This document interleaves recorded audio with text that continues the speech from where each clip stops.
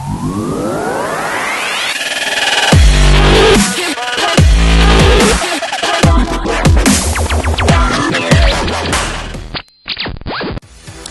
guys and girls, welcome to Forgetting Walls, the podcast. This week on episode 23, Skylar's back. He joins myself, Justin, Keith, and Miles as we discuss religious conversion.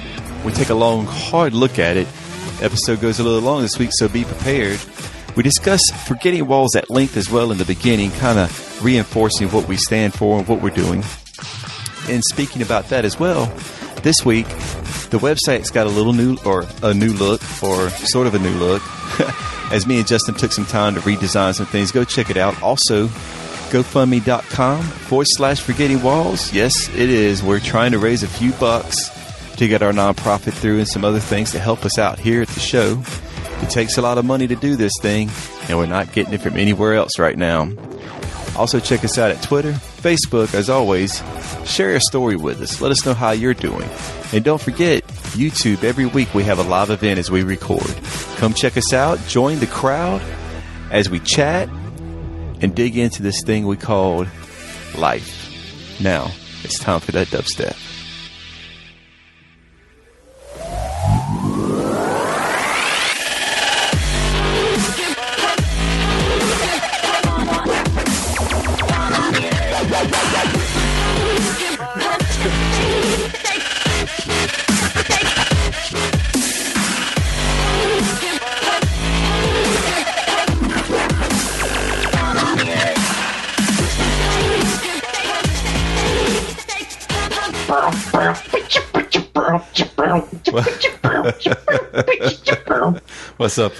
What's up, guys and girls? How are you doing? Welcome to Forgetting Walls, the podcast. This is episode 23. So we welcome you to the podcast. Yes, welcome. Woo. So again, we are live recording and recording. Anyways, hey everybody, I'm Keith. I am the all-powerful Vader tonight. Yeah, I see you got a new shirt. I got a great new shirt. Are you proud of it? Man, I am so proud of it. You have no idea the love I felt from my boy when he brought it over to the house and said, "Here you go, man." I pulled it out. I was like, "Oh!" So, for those not watching the live stream, what is it? It's a Vader Duke shirt. It's Vader, and it says Duke Empire, and I'm like, it's so perfect. Keith hates it, but it's just what it is. Like I said, it's very appropriate. That's what it is. So, anyways, symbol of evil. All right, so let's introduce who else is on the podcast. Yeah, of course, I'm Justin. Yeah, Justin, how are you doing? Are you? I'm doing well, and yes, I am Justin. Existentially, yeah. I've checked, and I'm Justin. Oh. But yes, I'm doing well. I've been really busy today, but I got my shift covered tonight, so I can stay as long as possible. We may need as long as possible. Okay, you got it. Now, if you listened to the show last week, you heard me get a little emotional. Oh, yeah, towards the end? Yeah, towards the end. And this is why. Skylar. All the feels are coming out. Well, what's up, guys? I'm Skylar, and I'm back. I moved back home. I'm in Des Moines, and I'm webcamming in. But I'm still with you guys and still hanging out. Now I can call him the Midwest Buddhist. Yeah. Midwest. And well, we're sad that you're gone from our presence, but we're glad you're still here on the podcast. So yeah, me too. Wonders of technology, eh? yeah. All right. Yeah. I think if we lost Skylar, we may have lost a few people watching us. Mm-hmm. Probably. Yeah. He's all everyone cares about. Yeah. He makes the show. But in the studio with me, that's weird to say studio, in my little den area. Miles is back with us. Hey, guys. Oh. Yeah. Watch the microphone, Miles. I didn't hit the mic. I just hit the screeny thing. And absent from last week, say hello, here Keith. once again. Hi, guys. It's me. I'm Keith. Keith, the other Keith. The Keith that... You said that so, I don't know, reserved. You're like, hey. I'm a pretty reserved guy. He is little Keith. Hey, guys. So. How you doing? So, we're going to chat around a little bit in the opening. Yeah. Justin, give us a little intro to what we're getting ready to do. Okay, so what we're going to be talking about on this podcast in the meat and potato section is about religious conversion and what that means. What does the word, conversion mean? What does it mean to be converted to a religion, and not just Christianity, but to other religions as well? I'm a religious studies student, so this is really, really exciting to me. And we're also going to be talking about kind of the relationship between converting others and specifically in Christianity as well. So it should be a really good night tonight. Yeah, and I'm really excited for it. Oh, I am too. And we thank Skylar, especially for this topic, because it was something he brought up a couple weeks ago. Yeah. And so we're going to, we'll get into that too a little bit later. But up front, we're going to, I don't know, we go a few episodes, and I feel like sometimes we kind of need to reinforce who we are at Forgetting Walls, what we're doing, why we're doing it. Yeah, because we have new listeners all the time. Yeah. They come in and they just kind of start at whatever episode they come in at, and they haven't, gone back and listened to kind of what we're about, or they have and are just still confused, which I totally get. It's very confusing. Yeah, I mean, sometimes, and I think because some of the topics we choose and the things that we say, sometimes gets away from the main core, but there's so many different facets to what we're doing, and even though we don't fine tune one, it's because we're reaching two totally different groups of people, or trying to speak to two totally different groups of people. Sometimes the overall vision or message kind of gets convoluted in maybe one episode, where last week we talked about Christian colleges and kids going to Christian colleges and what's that look like, but how does that boil over into people who aren't Christians, or who has no or the nuns who have no religious affiliation. What does that mean to them? And that's one of the things that Justin and us and Skylar are all going to try to reinforce a little bit tonight from different points of view. So I want to start. Yeah. I want to start with first saying this. There's many times we say, well, this is not a Christian podcast in the sense of the word Christian, the way we described it. I think episode 13 or 15, Justin. Something like that. Yeah, we talked about the word and the word itself, but understand that Justin and myself are Christians, and we do see the world, or we have a worldview that is Christian or a biblical worldview. Whereas, when we had Jack on, Jack has a worldview from a atheist agnostic perspective. Skylar has a perspective that is a Buddhist worldview. So we all come into it differently for one common goal, which is to have relationships with everybody, learning to love everybody equally and the same. And even though we're different and we may have different ideas on what faith looks like and what maybe the afterlife looks like, or even what the origin of life looks like, we need to get through all that to have this relationship. Now, of course, people, I am a little biased because we have a Christian, or I have a Christian worldview. That means I want people to know what I understand or know what I believe. And because the way I believe that way, the way I show my love is to tell them about what I believe. I would agree that, Skylar, you tell me, is that how you would look at it from your point of view? You feel that you have this path, this understanding, this faith, and you want people to know it because you love them and you feel that this is very important to you. Yeah, for sure. Okay. Yeah, right, cool. Yeah. Yeah. I mean, no, it's a big explanation, I guess, really, because pretty much just laid it out. Yeah. When I tell people about what I do and what I practice and what I believe, it's because I'm sharing a piece of myself with that person, and it's because I want to share that with them. Right. So that in a nutshell, and one of the big things that I'm starting to notice for me, Justin, is that the more I listen to our podcast and the more we talk about things, I really want people. And I know we're speaking to a lot of people who go to church and are Christians, and we're trying to show them, hey, there's different ways we need to act. But I really want the populace, the other people, the nuns and those in other faith religions to see Christianity differently, to see that it's not what media has publicized. It's not the Jesus camp version of what. Yeah, it's not that. It's something that's more real. It's a legit thing, and it's not really wonky, and it is mystical to a point. I mean, we can all say that through the supernatural aspect, but to look at a person and to judge them in such a critical way that we've received over the years, that's the other part I want people to see. That we are real people, just like everybody else. And maybe if we can break through some of those negative stereotypes that we've gained over the past few centuries, multiple centuries, it's a platform that we can reach other people, and they can see that. They can see look, I'm the fat guy sitting here in the Duke Vader shirt, looking like Scott Reed with the gray. I'm just Justin. Touch of gray. Yeah, the touch of gray. So, do you want to add anything to that portion before we move into some questions we may want to answer up front? No, I think you covered a good amount of it.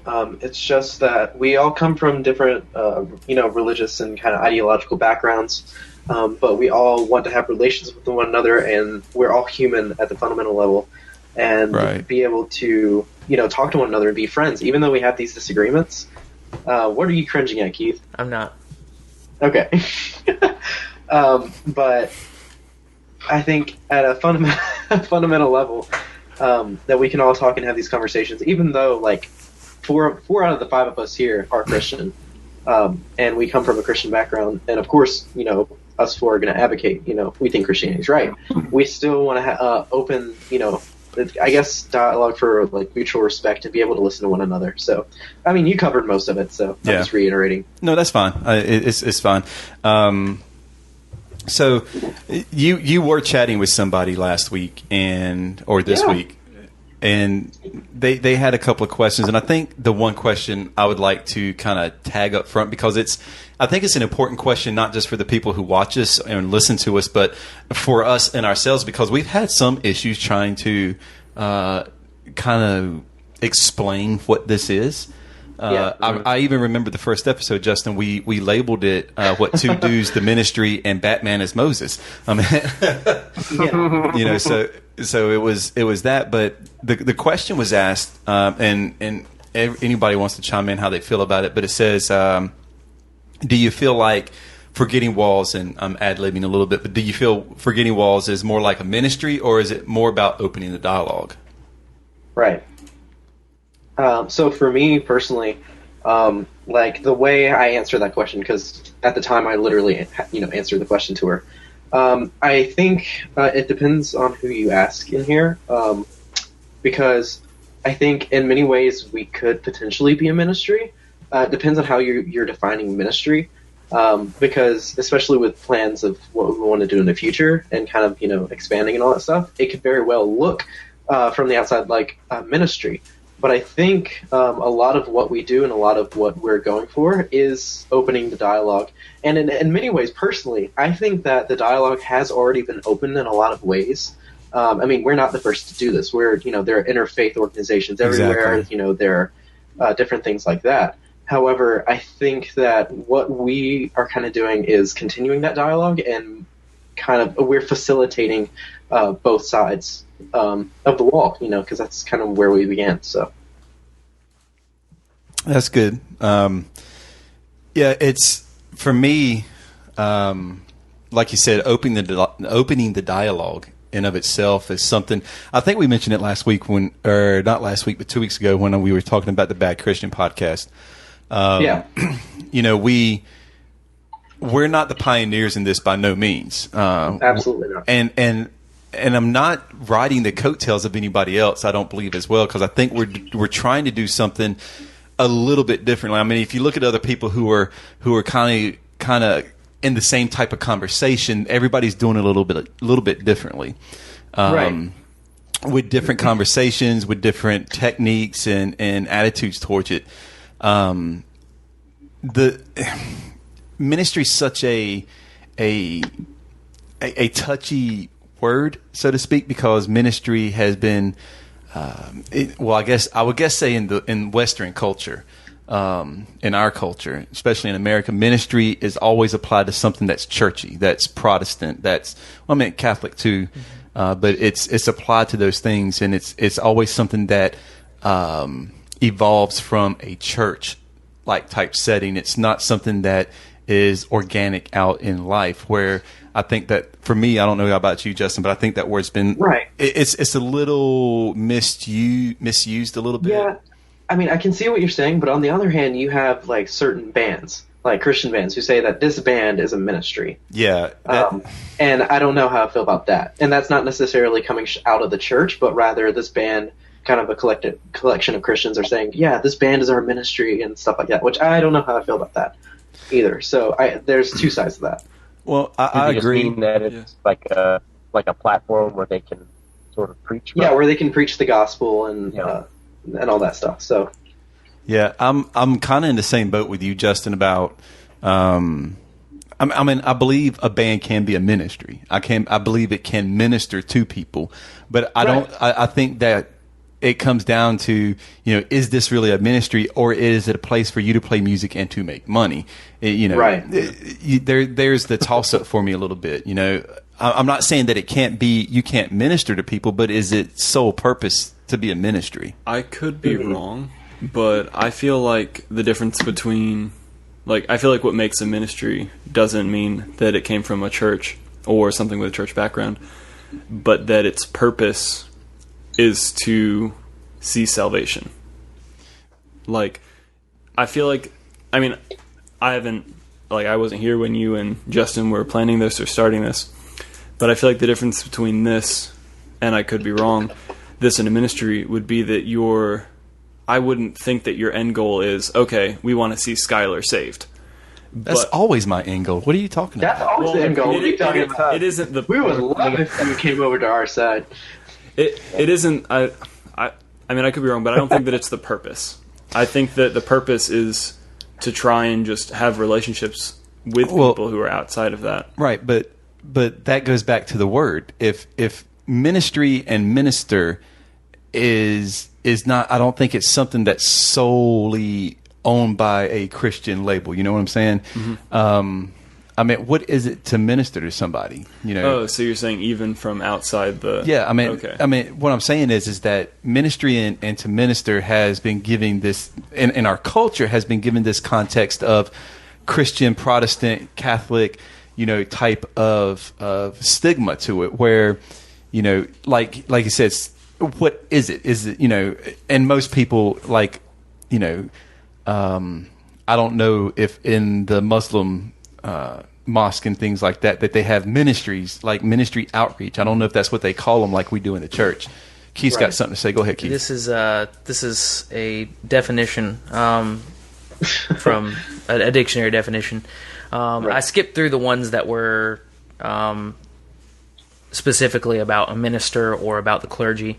Or about the church, and the first one that comes up that's not directly related to that is a person or thing through which something is accomplished. Synonyms are agency and instrumentality. So technically, if we have a goal and we want to accomplish it, then technically we could be a ministry. Mm-hmm.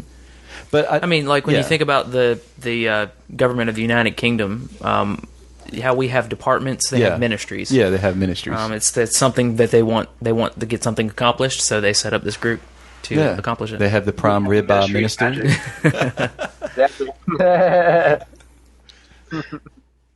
What was that, Skylar? I didn't catch that. Oh, no. I said then you have the ministry of magic. Oh, yeah. Professor Dumbledore. So, like you, Justin, I think opening the dialogue is a big thing, but I do believe we have a goal to accomplish. I believe, in a sense, that if we look at ourselves as like a ministry project, that what we're doing is opening a dialogue. But I think I want to say, instead of just opening dialogue, but maybe opening eyes, maybe opening the viewpoint a little bit wider, having people open their minds some and see the bigger picture of things instead of their small conglomerate picture of, this is who we are in our little church and this is what we want to do.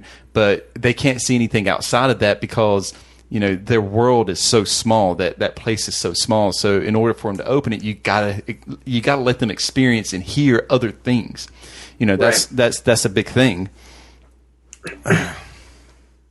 So, anyways, there were a couple of more things that she had mentioned. She asked us, talking about the mix of our listeners, and I'm going to go out on a limb and say probably most of our listeners are Christian. Just because most of the people because most of the people who listen are probably the people who know us. Right, exactly. We're starting as a pretty, grassroots movement, so it's spreading by word of mouth mostly. And so most people who listen to it are people who are friends and who we are connected to. So I think for the most part, our listeners are probably Christian. Yeah. But yeah, I don't know what brand of Christian, because I think even within Christianity, we probably have a good mix, though. Yeah, I agree. Probably most of our non-Christian listeners come from Scholar. I will contest to that.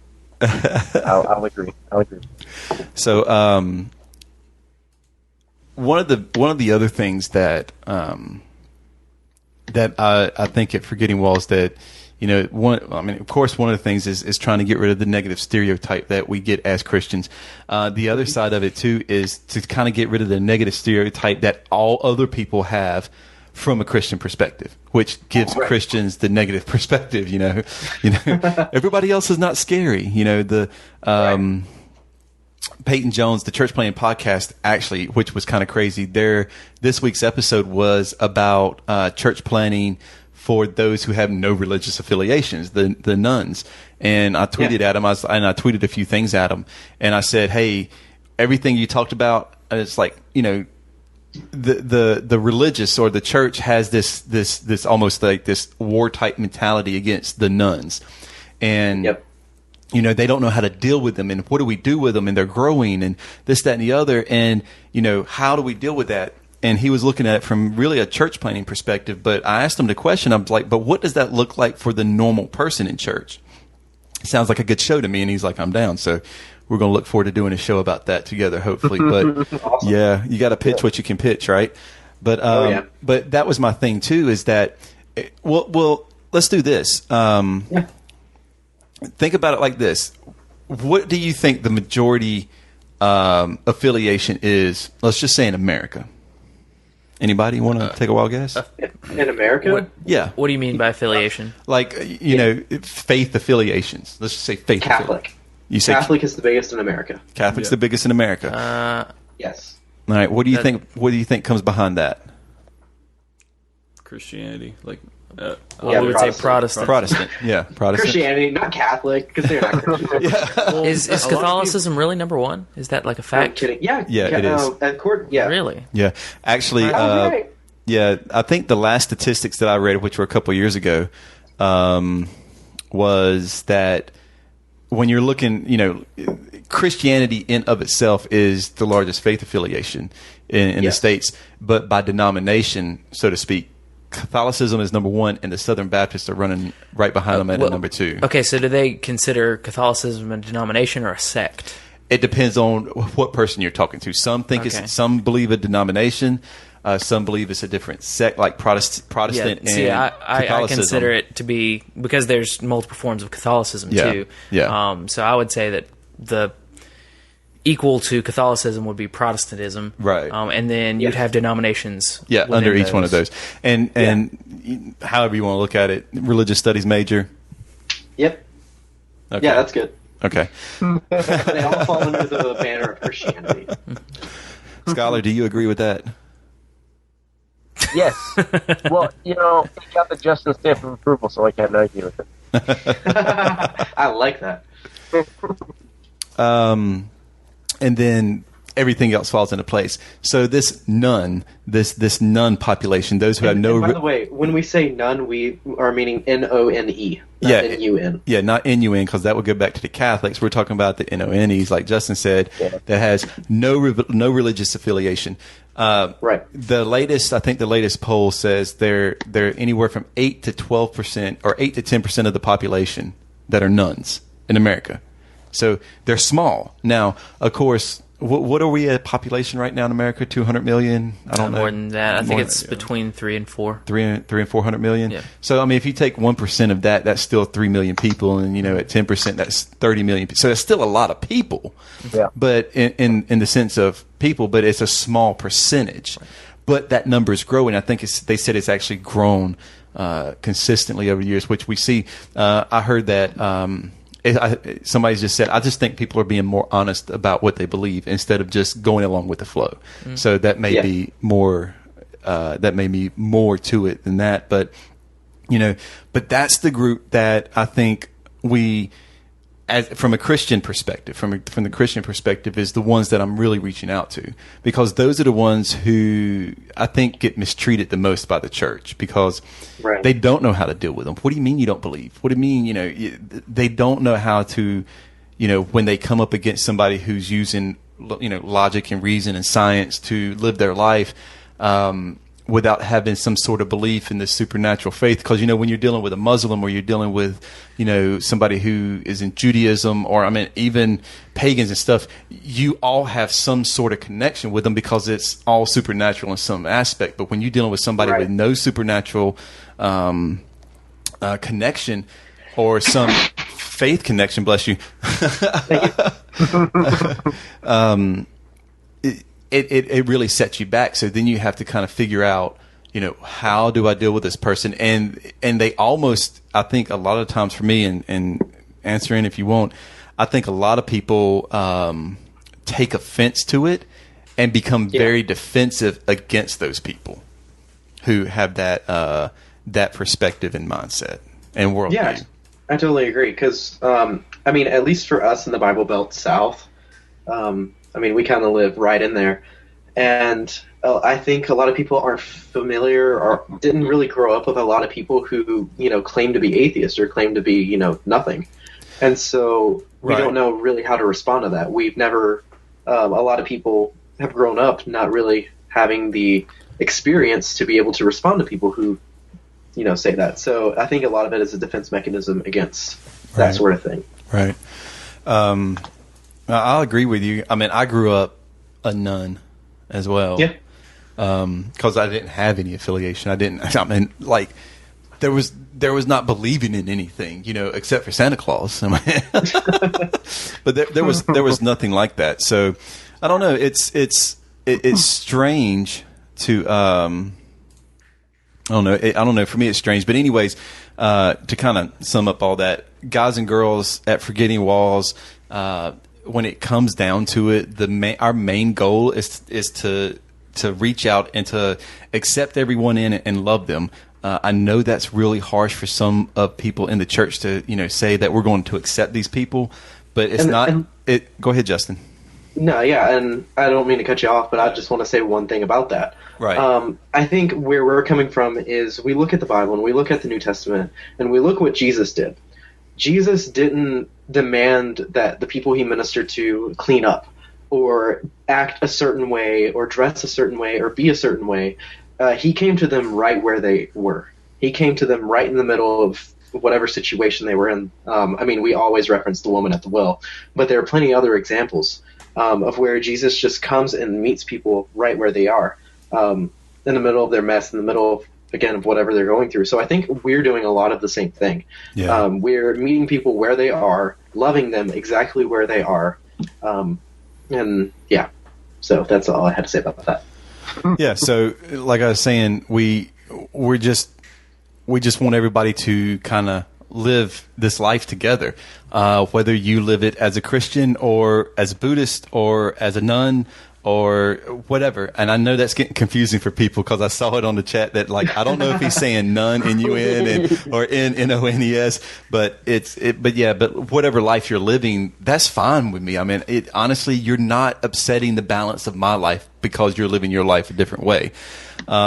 We get back to the point of, just loving people the way they are, just like I want people to love me, because I know it's not easy to love me.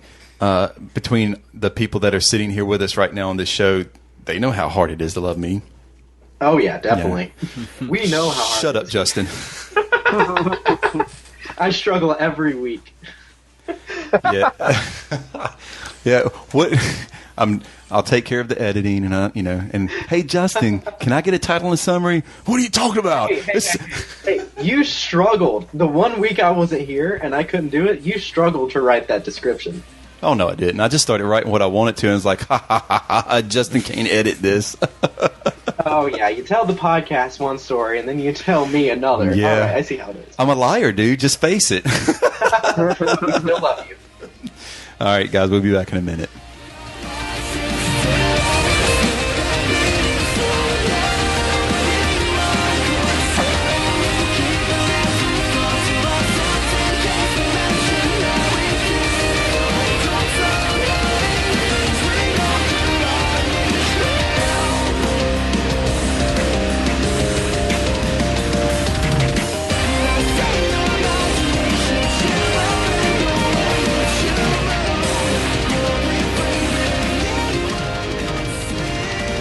All right, another band requested by Miles. Great choice, Miles.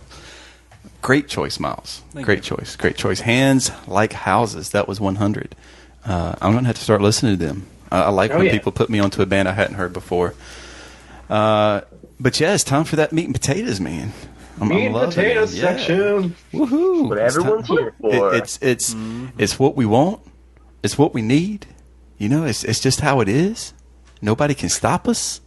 Anyways, so we're going to talk about religious conversions tonight. Yes. It was brought up by Scholar. Scott, let's do this. Scholar, why don't you enlighten the people in podcast land? Basically, why you wanted to talk about this? Because give you the floor a little bit. Hello, everybody in podcast land. So I talked to Keith about wanting to do this topic of conversion because I know that, I don't know, I think of it's kind of weird. It's a weird thing to me. It's a little different in different groups of people, and it would be really fun to, I guess, talk about it so everyone can find out just how it goes. I'll talk about my side of it first. Yeah. All right, you guys are down. That would be great. I would like to know. Yeah, cool. So when we talk to somebody about Buddhism, we use a term, and it's called shakabuku. And when we shakabuku an individual, we tell them it's okay. So let me start at the beginning. I'm going to backtrack a few steps. All right, go for it. It's not an actual. I mean, it kind of is a process of conversion, but we don't really use that word. We use the word shakabuku, and what shakabuku is, it's a process of us sort of instilling the knowledge of our teachings, and we pretty much walk alongside this individual. And so there's a side of friendship to it, there's a side of mentorship to it, and there's a side of growing together. It's looked at as a list act to sort of transcend the selfishness of, hey, this religion is for me. I'm in this religion, so I can become, at peace. It's like, I am in this religion to help you, fulfill whatever you need to fulfill, sort of thing. Okay. We don't really, and it's not like so when we shakabuku someone, it's not at that moment sort of renounce everything you have come to know and switch over to here are your set of rules, and a lot of people still hang on to what they have known or learned previously, because and if you think about it, it's kind of a weird thing to maybe have a strong set of beliefs and then out of nowhere just like switch them. I guess, in a way. So it's more of like when you shakabuku an individual, it's sort of like implanting the seed, and it's sort of like grows, and if they, if they're down, then they're down, and if not, then we have other lifetimes. The more he talks about Buddhism, the more I'm like, man, there's some good stuff going on there. Give me a couple lifetimes to get it right, I'm down. Let me do this real quick. Since we're talking about religious conversion, it can be defined, and let's just be very across the board. Keith, did you pull it up? Yeah, I pulled up a definition too. What does yours say? Mine says, I have a definition as well. So. Dang it, Justin. Mine says an experience associated with the definite and decisive adoption of a religion. Okay. I like that we said that at the exact same time. But yeah, okay, I can see that. I see where they're coming from with that definition. Although I have a kind of different definition than what that is. That was the dictionary. That was, I think, Merriam-Webster. Undisputable. Gotcha. That's what the English language says, so there you go. Because to me, this is the way I define religion, which it could be totally wrong, but the way that I sort of define religion is the acceptance of, conversion. If you convert to a religion, what that means is that you accept a set of ideological principles, and therefore, by doing that, you become a part of a community, of a specific type of community. That to me is what converting to another religion is. Okay, I was losing track, but the one thing that I noticed in the definition that pulled up when I was looking at it too was, it talked about the adoption of one set of beliefs identified with one group, religious group, and the exclusion of everything else. So when you accept one, you exclude all others in that conversion. That's interesting. Yeah. So I mean, what do you think about that, Justin? Do you think that that would? Well, I mean, now, let's look at it from three or four different points of views. You got Christianity, Islam, Judaism. Let's use Buddhism too, and atheism. Okay. Well, the first three, the Christianity, Judaism, Islam. I mean, when you convert to them, you're pretty much by default excluding all others because they have a very specific theology that says that there's really kind of one path. There is one belief. Right. Now, Scholar, on your end, say that again? Shakabuku. Shakabuku. I like the word. You got the best words, dude. That would be a good band name. Oh, show. You got the best. Like some sort of Mortal Kombat combo. You shakabuku someone, or like Dragon Ball or something. Hadouken. Or like a 70s disco singer. Good. But let me ask you this. So, even though you really didn't spell out there's this whole conversion process, but the way we're talking about religious conversion, so as a Buddhist, if you you're going to accept the ideas and the beliefs that are identified with Buddhism, and especially the way that you believe, would you say that in doing that, what you've done, that puts you against or to exclude all other religions in a sense that it doesn't line up at all?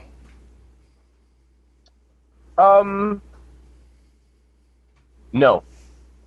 Okay. No, because and it's just a personal thing, because, and I guess we won't go too big into it on this episode, but outside of Buddhism, I believe in other sort of spirits and other unworldly powers and stuff like that, but that's a lot of personal stuff. It's not to say it's not being in Buddhism is not to say that there are other things that I can't believe. So there are teachings in Buddhism that I believe, but that's not 100% everything that I believe. Okay. Going on, in the universe. Now, though we don't have anybody to represent the atheist faction on the show tonight, but do you believe that? And we're not going to call being an atheist a religious conversion, but I guess in a sense, I mean, you can. You're abandoning all other beliefs and you're believing one way. Yeah. By definition, you don't believe in a deity. Yeah. So, I guess you would abandon all other. Well, I mean, I guess depending on how you view Buddhism, you could be a Buddhist and an atheist at the same time, because you're not believing in a true theology.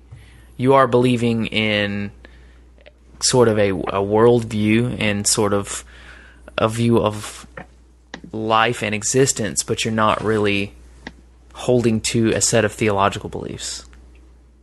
It's more of a philosophy. Yeah. I mean, you got to remember, Christianity and Buddhism, they answer different questions entirely. Yeah. Right. I strongly believe that if you use the word conversion, then you are 100% renouncing, every other sort of set of beliefs and ideologies and fully accepting this other set of beliefs and ideologies. I feel like using the word conversion or converting is sort of like an absolute sort of thing. Sort of an absolute term. Yeah, It's definitely. like all or nothing sort of thing. That's the way I feel about it, yeah. Okay. Do you think that you have to be all or nothing to what you believe? Depends on what you believe. It depends. There are certain things that I feel are 100% commanding of all 100% aspects of it. But if someone wants to worship trees, I guess. Yeah, I mean, No, you could say that a lot of different religions, like, I guess inside that religion it might require it, but whether or not, like, I could say, yeah, I'm Christian, but I don't like everything that they have to offer, and I do like some of the stuff in, like, Buddhism, so I'm going to adopt some of those, and so whether or not that's accepted... that gets hairy. I think, for me, where it gets hairy is the renouncing all other ideas, because to me, like, I'm Christian, I'm pretty strongly Christian, and I find a lot of things in Buddhism pretty strongly. Pretty strongly. I mean, come on. But scale of 1 to 10. Probably like I don't know. But I find a lot of things in Buddhism like really, really helpful and really beneficial, and I would say true to a certain degree. Not that it's exclusionary from Christianity, but I think there are truths in other religions, whether or not they are the truth. That's a whole other thing, which I don't believe. But I think that to exclude like everything from every other religion, you almost can't do that because there are some commonalities between Christianity and other religions. And I'm not saying that those commonalities, like, all the religions are the same. No, as a religious studies major, no, they're not all the same. But there are major differences. However, I think that when you exclude every other thing, it's almost contradictory because you're also excluding things in your own religion as well. So I think truth can be found, like, it doesn't matter, like, where you find it. Right, but what we're saying, I think, is that if you convert to a religion, let's say you convert to becoming a Christian, you would be excluding the other religion in itself, not necessarily all aspects, but the main thing that makes that religion what it is. I mean, if you are truly accepting the doctrines of Christianity, I don't see how you could not exclude Judaism, or I don't see how you could not exclude Islam. Yeah, I'm gonna go with Keith on this one because, well, maybe what we should do is maybe take a couple of the religions and just look at what converting means. Mm-hmm. That's a good idea. Right. Because Scholar explained to us kind of what conversion or maybe the process or what it's like to convert to Buddhism. But for Christianity, where I learned today, like the Islam, to convert to Islam was pretty simple too. Yeah. Hold on a second. Okay. Why are you pouring that under the table? Because it was cracking. I was trying to stop. Keep it okay. I get that now. Okay. Okay, so picking back Why up. are you hiding it? It's tea. I know. I was like picking back up.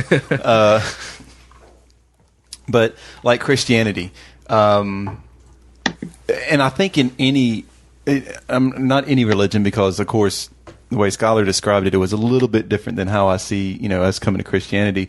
But like in Islam, though, and Christianity, and I think even Judaism, there is, I guess, because those are the three truly monotheistic type of religions. Right, there's Abrahamic faiths. Yeah, they are specifically dealt in submission. So the first part, I mean, in all three of them, converting means there is this level, it should be this full level of submission to that belief, to that deity. Right. Even though the Godhead in all three of those are technically, which is the same God, there's this concept of submission. So I don't see how you cannot, when you're submitting to that one and putting yourself under full, I hate to say control, but you're becoming under that deity in full submission. Right. You're saying that it is you and only you, God, and nothing else. Right. Now, not to say that we exclude maybe points and teachings from elsewhere in the world, but the one thing we have to follow is that one, whether it's Judaism, whether it's Islam, or whether it's Christianity, you follow that set of teachings, and you follow that set of teachings because you believe that is the right set of teachings. Right. That's the part of conversion that I see there. Yeah, and those are so specific too. Like if you're a Christian, at least in modern Christianity, you believe specifically that Jesus is God. To be a Jew, to be Jewish, you by default do not believe that Jesus is God. Right. Islam, you by default do not believe Jesus is God. So I don't think you can.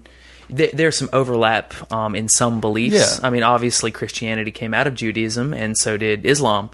So there are definitely going to be some similarities, but I don't think they can really sit on top of each other completely. Yeah. No, and I totally agree with that, which is why I said that, of course, there are differences with them. But, yeah. So I totally get what you guys are saying.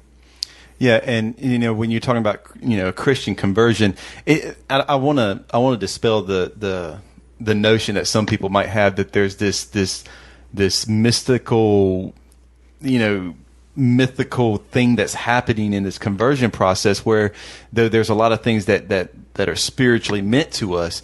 I mean, we're literally just saying that we're putting all our faith and belief in this Jesus, and that we believe these things, and that we feel that there is this supernatural changing in our lives, which gives us this sense of morality or whatever it is that we want to say, but it's not like, and I don't want to poke fun at any other religion or any cult or anything like that, but we're not going down to the front and drawing some blood and chanting something and expecting this power presence to move us.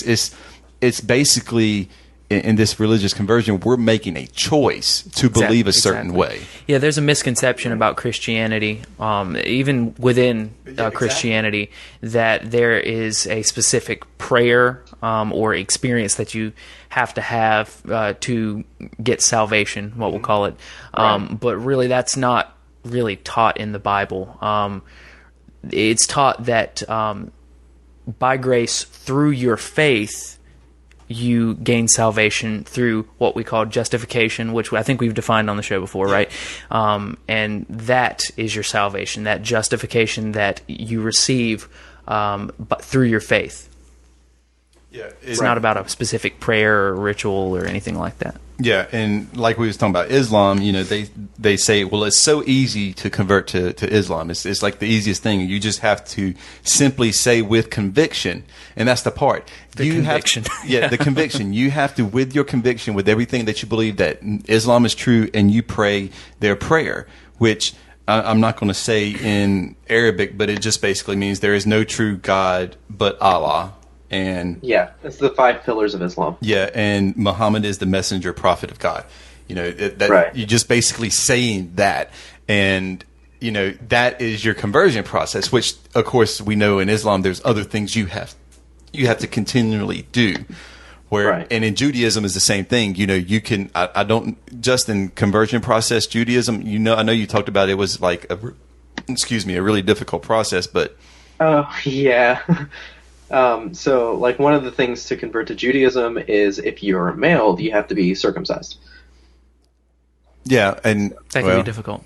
That can be difficult. Yeah. But it's really, really difficult to convert to Judaism because of a lot of history in the past. Right.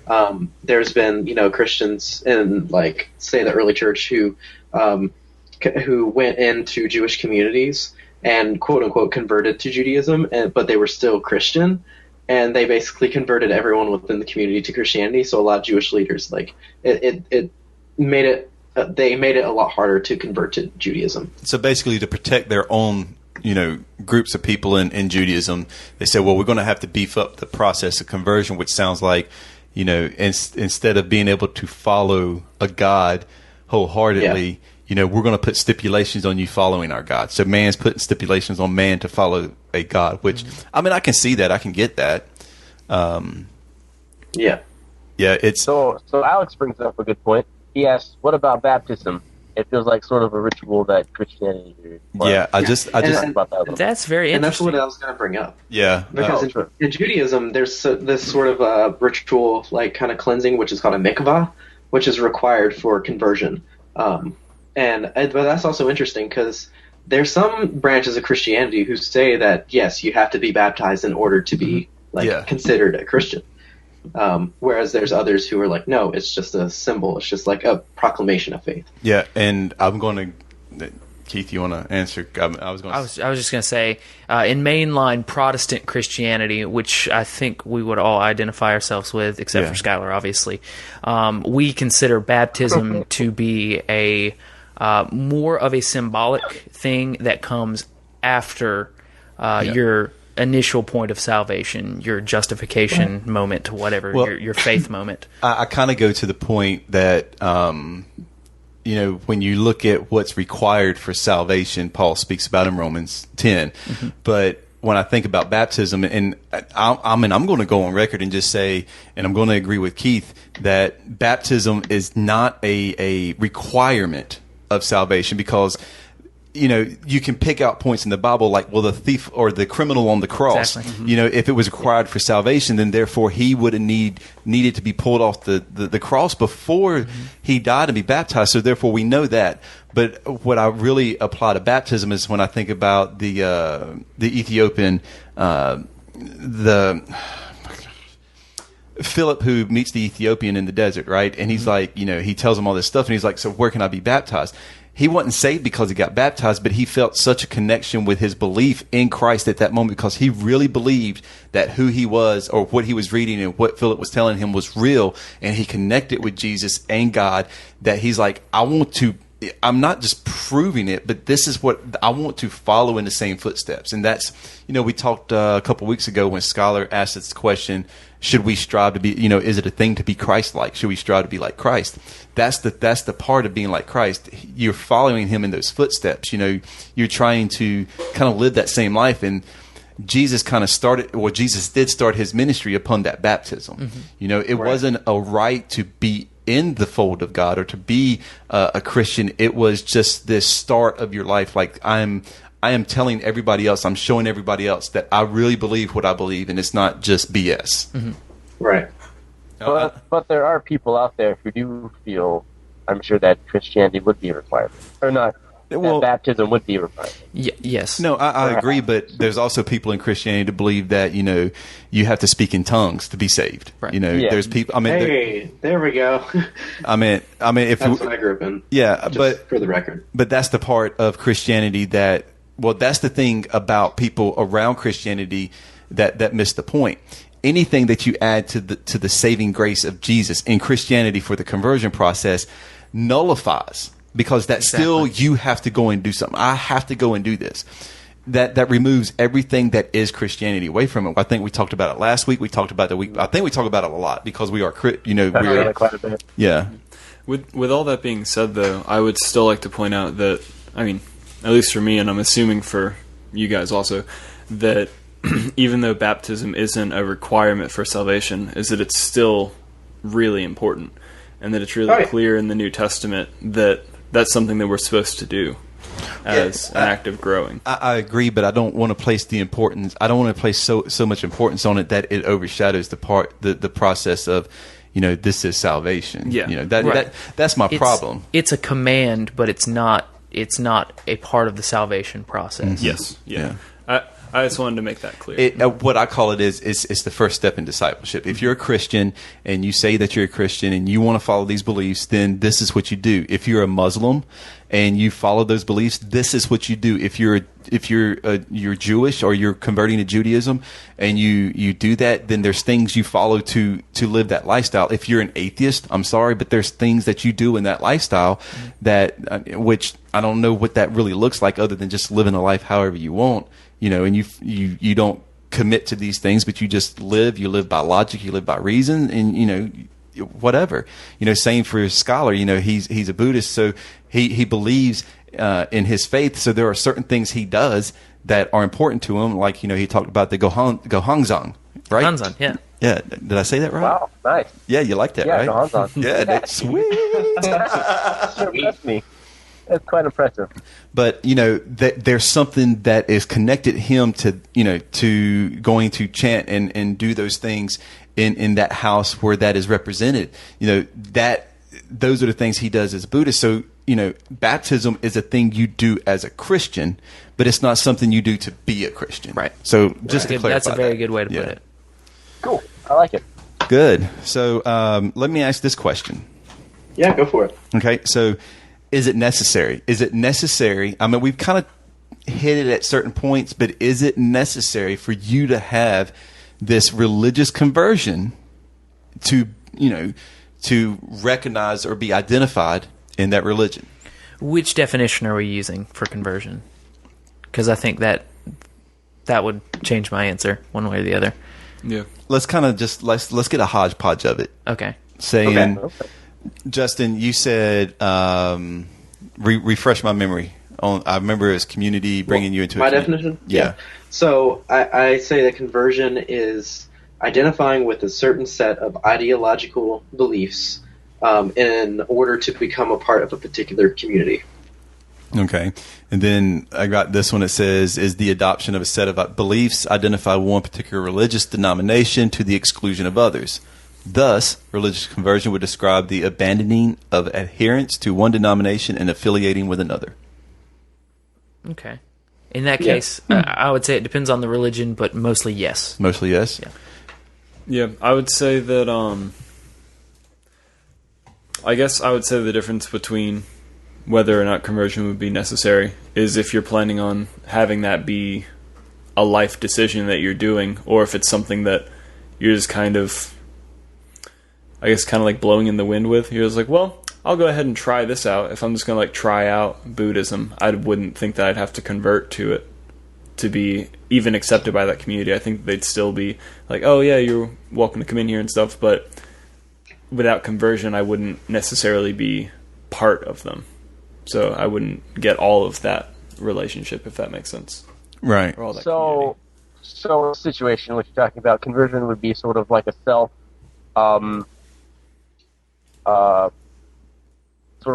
viewpoint on if you're at the point of identifying with this group of people, then you have converted, right? Yeah. Yeah. Yeah. So it's not to me, it's not necessary. I mean, it all just depends on how you yourself see and relate to the people around you, I guess. Yeah, and I think for me, where it falls is, I would say that it's not necessarily necessary to complicate things. So, for example, like, if I were to start a church, which God forbid I do, but if I were Don't to say that. Don't say that. Don't say that. It's going to happen now. It's now predestined. But so if I were to start a church, I wouldn't require someone to be a Christian in order to come and be a part of the church. Like, I don't think they have to convert in order to participate and be involved in things that are going on in the church and the life of the church. However, if you look at it on a metaphysical level, on the spiritual, like the church, like the body of believers, yes. Of course you have to convert to be a part of that, because it's definitionally the body of believers and, you know, like the children of God. So that does necessitate a sort of conversion. But to be a part of that specific community of believers, I don't think it's necessary. So wait, are you saying that, like, to actually, like, sign that piece of paper or whatever to be accepted as a member of that congregation, you don't have to be? No, not necessarily a member of the congregation, but to be involved in the church. Okay, yeah. I just wanted to clarify that because I was kind of confused on it, but I thought I knew what you were talking about. Sorry about that. Yeah, no, I think the whole concept of being a member and being involved is a very, use the word, convoluted thing today. I totally agree. Yeah. I mean, you know, the reason you have members in a church, the reason you have membership is based on the church government. Right. The governance of the church. That's the only reason you have it. It's based on how your bylaws are set up and stuff and how you're run as an organization. That has nothing to do with what goes on inside those four walls. Now, of course, like Justin's saying, as the universal church, as the church is the body of believers that Christ is the head of. Now, yeah, there's a different story, but for you to, like we talked about a few episodes ago, like, you know, why can't I have, you know, somebody who has no faith in God to play the keyboards on stage in the worship band? Right. I mean, they're not doing anything spiritually leading. They're not heading anything. They're playing a keyboard. So what's the problem with that? You know, they can be involved, and why not be involved? Because if we as Christians believe that the only way to find this place of salvation or to have that religious conversion is to experience God, why not put them in places that they're going to experience this God we believe in? Mm-hmm. I mean, that's what I think. I mean, you can just... I'm sorry that people are so jealous of me, but I can't help it that I'm popular. I mean, I know that's a silly soundbite, but if you think about that movie Mean Girls, I mean, those cliques, the way those cliques set out is almost what we see in religion today. If you break it down to Christianity, what we see in denominations today, you know, and it's all based on certain rules and how you look and the way you do things. You know, I mean, it's kind of crazy, but I can find gospel correlations in almost every movie I watch. It's kind of sad. Because I'm a white pea. That's right. To be a youth pastor, that's what you have to do. You have to be able to watch every movie and correlate it to the gospel. Yeah, that way you can relate to your youth. Yeah, exactly. So I totally agree with that point. And yeah, to me, like the church, I think in terms of church bodies, a lot of people or a lot of churches have kind of done a disservice by kind of not letting, because my philosophy, I know I've said this before, but I mean, I'll reiterate. I think that one of the philosophies of church should be that their doors are always open.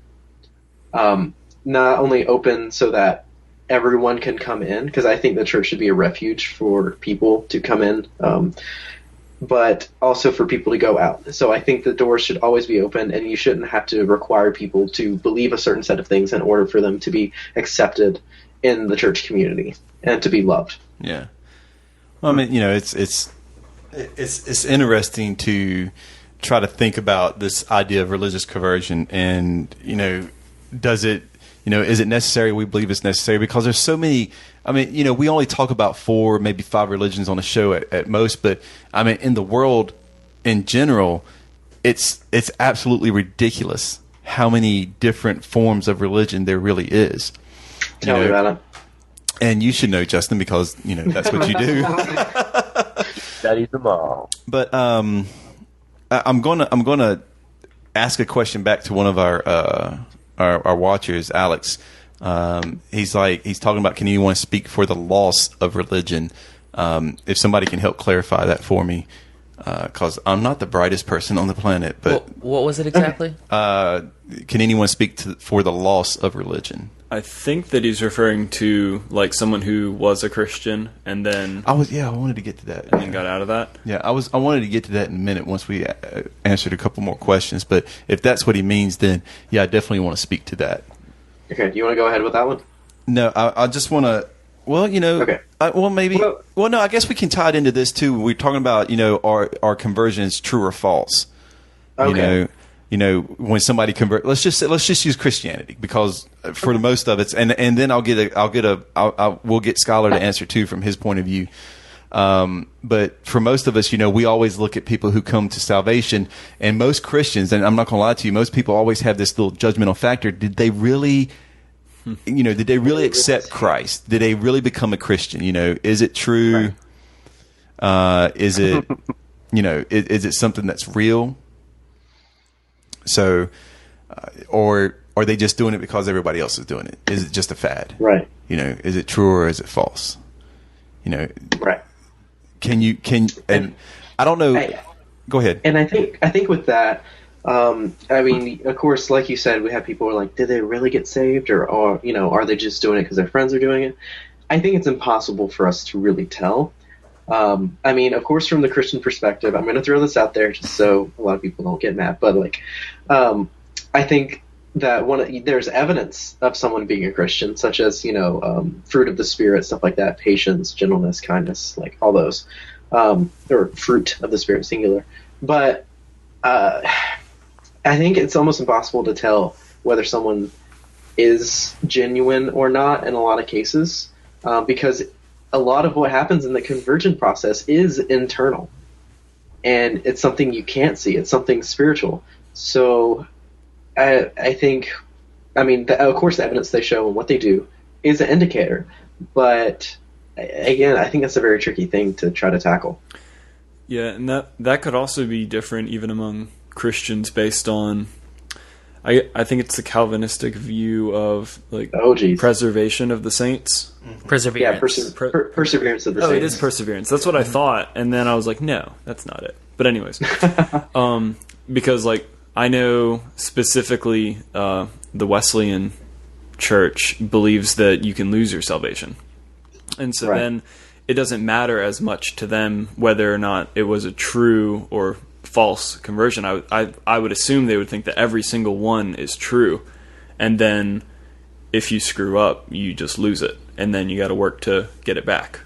Or however, not necessarily work to get it back, because I believe they still think it's through Jesus. Yeah, to be fair to the Wesleyans and the rest of the more Arminian groups, I don't think they would say that you screw up, you lose it. They would say that if you lose faith, if you cease your faith in Jesus Christ, that would be when your salvation would cease. Just some of my friends at college believe that every time you sin, you lose your salvation.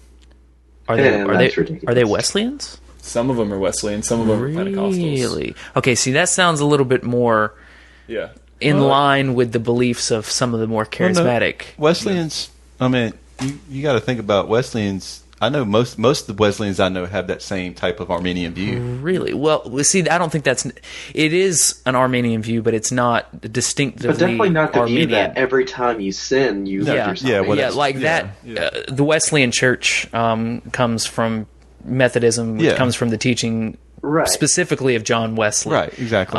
And John Wesley did not believe that. Just pointing that out. Yeah.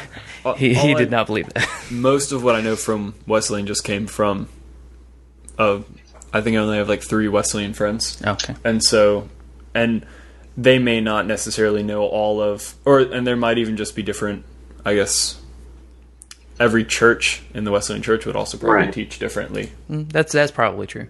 Right. Not all Baptists are Calvinists. But back to the topic, it's a difficult. I still think it's a very difficult thing to try to judge whether someone's salvation is legitimate or not. And I think well, just dealing with that subject alone, I don't tend to judge it. I don't want to judge it. Right. I don't think it's Right. I don't think it's appropriate for me to judge it, because I don't think it's appropriate for anybody else to judge it, because and I don't care what religion or non-religion you are. What you know, what you believe is between you and that system, you and that God, or whatever it is. I mean, you're the only one that can truly know that. I mean, at the end of the day, when you lay your head down at night, it's you. You know, it's just you. You know, I can't, can I look at Scholar and go, well, is he really a Buddhist? You know, does he really believe that? Because look, he's always hanging out with these Christian guys, and he really likes a lot of the same stuff. I mean, if I didn't really know anything about Buddhism, or if I was a different sect or denomination of Buddhism, I could probably make certain judgments about Scholar, but, or I can say, well, I believe Scholar is a Buddhist because he's an Asian. That is so bad to say, but but no, I had to get a laugh in there somewhere. But how can I assess that of him? I mean, that would be totally wrong. I mean, and even on the same sense, we could all die and go to heaven, and you might not be there, Keith. And you could absolutely be right about that. Yeah, like, it would be a really big shock to me, being that you've played from a Christian perspective, it wouldn't be a shock to you at all because you wouldn't know it. Yeah. That's an interesting thought. But, you're right. I mean, and maybe that's something we can add right here or interject into this point, is that nobody sitting here, the five of us who are talking, none of us has any real intelligence to the real grand scheme of things. Nobody knows what's real and what's not real on a outer worldly level. Transcendental, metaphysical, absolute way. Yeah. Nobody has all the answers. Nobody knows complete 100%. That's just arrogance. Sure. That's what you think. No, that's true though. Yeah. But we're going to interject whatever we think we believe or what we feel. I mean, none of us sitting here. I mean, Justin, intellectual, or he's intelligent, and Keith, I think everybody sitting here has some form of intelligence. I mean, at least I'm probably the dumbest guy here. It's okay. It's okay. I don't mind being the dumbest guy. It's less pressure. But I just think that trying to apply your opinion to somebody on whether they truly believe what they say they believe. Now, I guess that's where the certain things that you do after that profession of faith, so to speak, that's Christianese, but to profess that faith you believe in, there's things that happens afterwards. But I mean, you can still play those off. You can still go through the motions and act like you're a part of that. It's really not hard to fake it. I mean, it's honestly not. No. I mean, I agree that there are certain groups inside certain faiths that are very hard to fake it, because you have to do certain things to a certain level that shows your. I mean, if you think about any extremist group in any religion, what they do, you're really putting yourself out there on it. I mean, if let's just say if you would call it a group of extremists in Christianity, which I don't believe they are, Westboro Baptist Church really shows their true colors, and they don't hide it at all. And to do what they do, you have to be committed and convicted to what you believe, even though it's wrong. Or brainwashed, one of the two. I'll go with that. I mean, that would. Are they still functional? Oh yeah, because I know that their pastor died, and so I wasn't sure. They're still going. They were in the news this past week because they got something wrong on one of their signs, I think. I don't remember the exact news story. That's crazy. But I mean, they were really wrong about it. Oh, I know what it was. They were protesting in an African country. Was it South Africa? And they used the wrong flag on their sign. They used the Irish flag on their sign. Oh, the Irish flag. I think I saw that. Yeah. That's what they got on the news for. Nice.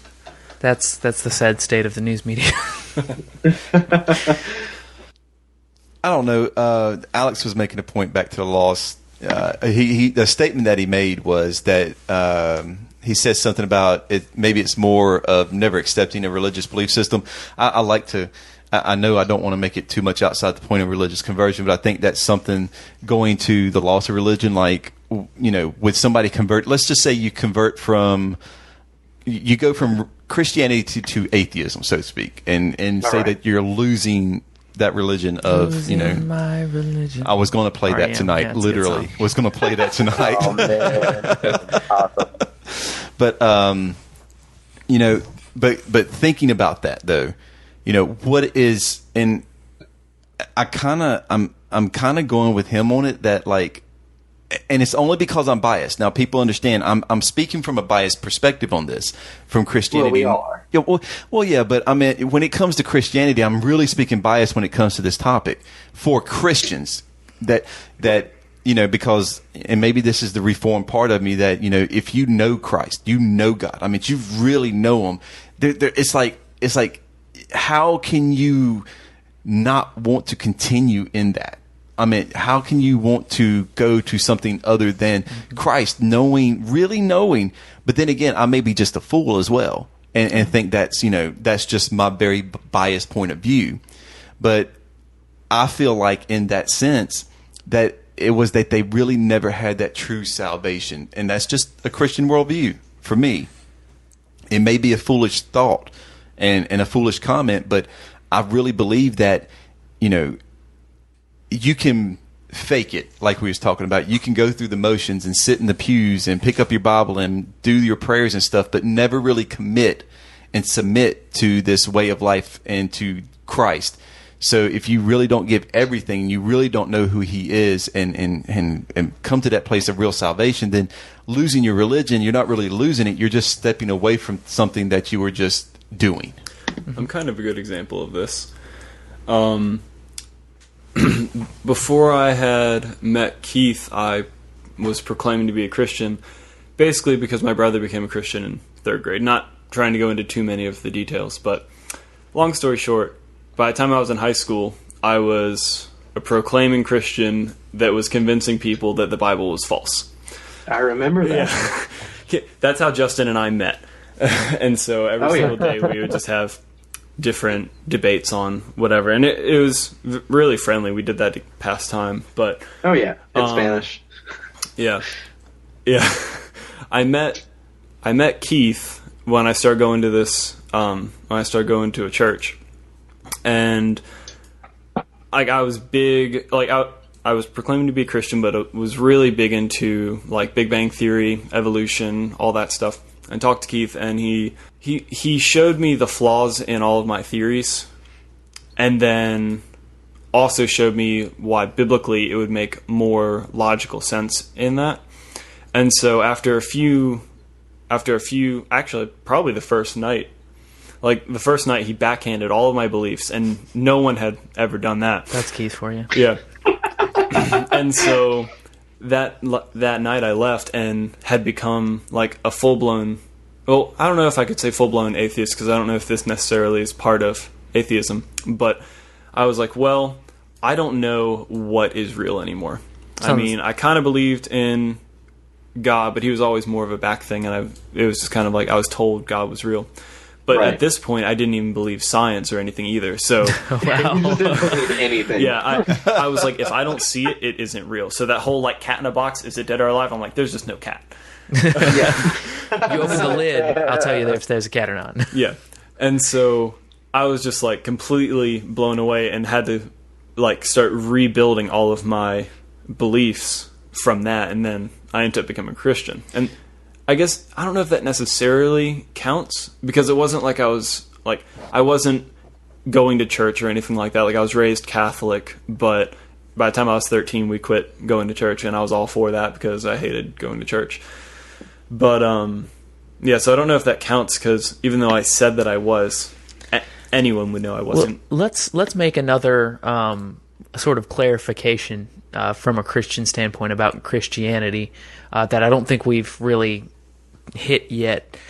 There's a difference between believing in Christianity and believing in the belief system of Christianity. Yeah. And putting true faith in Jesus Christ. Yeah. So we say that, and I know a few of us here, I know at least 3 of us here, believe that once you put that faith in Jesus Christ, you cannot lose your salvation. Agreed. But just because you believe in Christianity in itself, that doesn't make you that doesn't mean you even have that salvation. It's not belief in Jesus, but it's belief in your belief about Jesus. Right. It's not really about him, which I don't know, Scholar.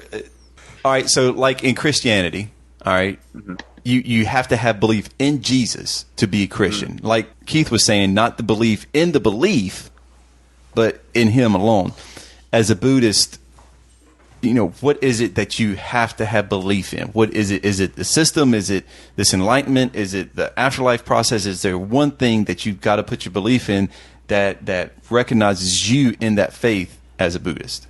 Yes.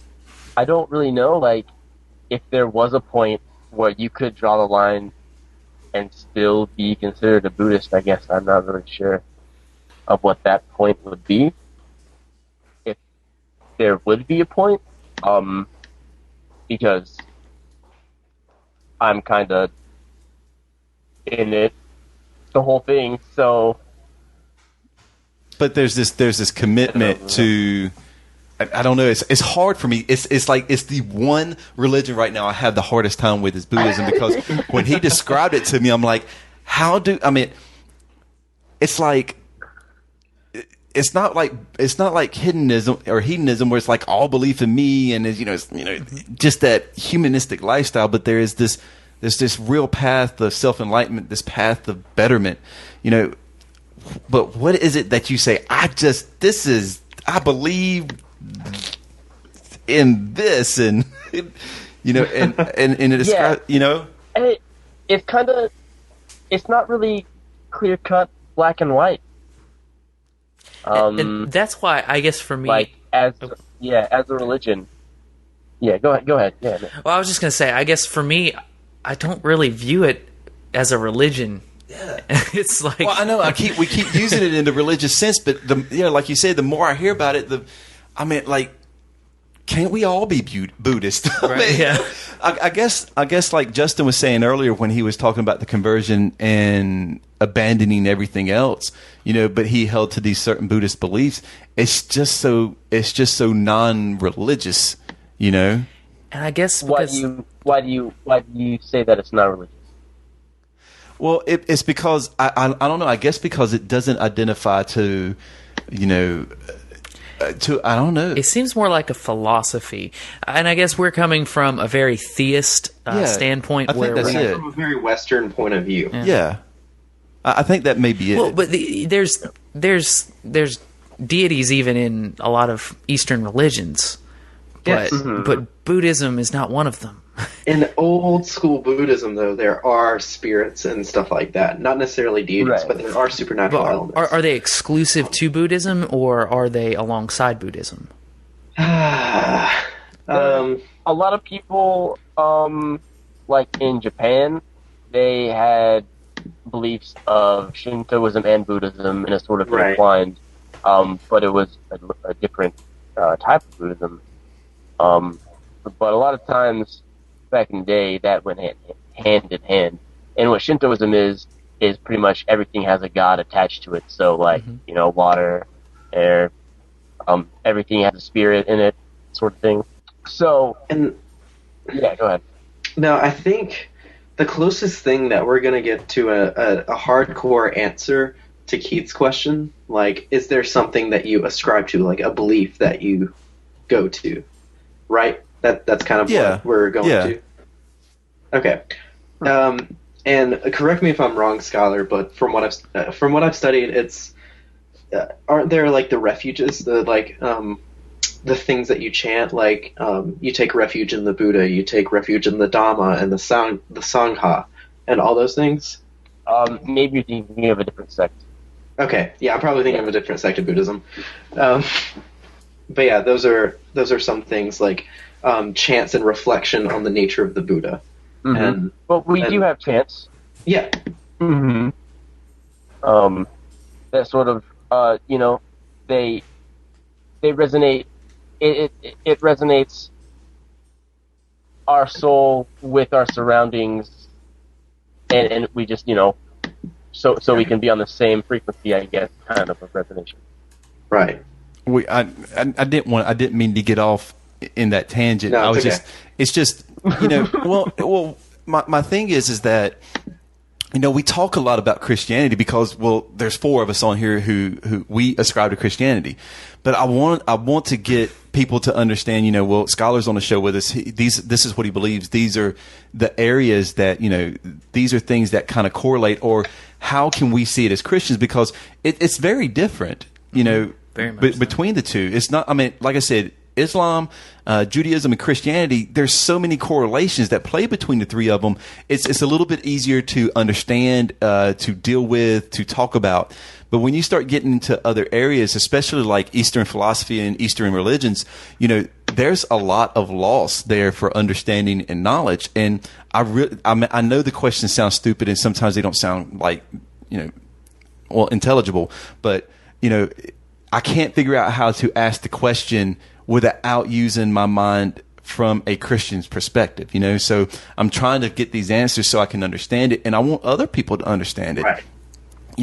And I think the more we understand between each other, the better it is for us to come together and work together. Which, honestly, I don't care what you believe, whatever you believe, because I'm still going to work beside you and love you. But for others, it's a difficult process to overcome. Right. So for them to see those things and go, oh, I kind of see what he's talking about, it helps a little bit. And I may just pause this, or I'm not pause it, but edit this out. But it seems like Alan, who is Alex's dad, is on the chat lines too, or on in our comment box. But he made this, and I want to talk about this real quick. He made this comment. He says, "If you can't open the box, shake it and see if the cat is in there and alive." Right there, you go. But it says, just like religion, how do you feel deeply when you shake it yourself? And I thought it was good because it kind of goes back to the whole point of true and false conversion. Mm-hmm. I'll speak right to Alan. I have had to do that before in Christianity, because I think as a Christian in my life, the one thing I've had to do is shake that box many, many times, because I really needed to see if this is what I really believed. Is this the truth I'm living by? Is this the truth I'm setting my life by? And every time I've had to shake that box, at the end of the day, no matter how much I wanted to turn my back away from Christianity, I had to point myself right back at it, because there's no way I could shake the deepest understanding of what happened throughout my life that points me right back to this God, this Jesus that I've put everything into. And at one time in my life when I was in the church working, it was, am I doing it? Am I a Christian and this youth pastor and doing all these things just because I'm getting paid?